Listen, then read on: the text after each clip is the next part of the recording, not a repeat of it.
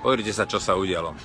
Ja by som bol strašne rád, keby som mohol byť označovaný za šíriteľa paniky a rôznych takýchto nezmyslov, lenže pozrite sa, čo sa deje. No pravdou je to, že už rok hovorím pravdu.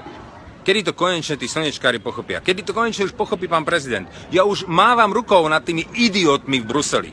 Nad celým tým prepitým, spiťákom Junckerom.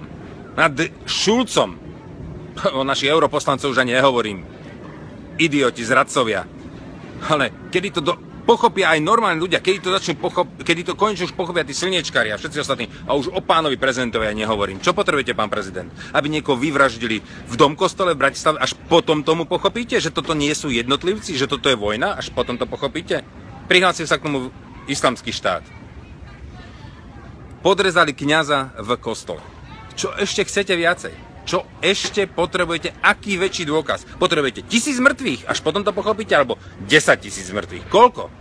Koľko tomu potrebujete ešte času? Aby vám to cvaklo, že vážený je problém.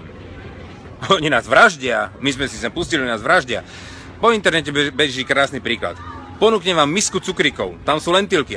Poviem vám, len 10% z toho je otrávených. Ponúknete sa z tej misky? No asi ťažko.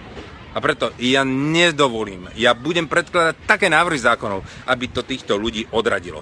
Pôjdem tvrdo proti islámu. Áno, pôjdem proti nemu. Budem predkladať také návrhy zákonov, aby sa tu nechceli ani zdržať. To vám garantujem.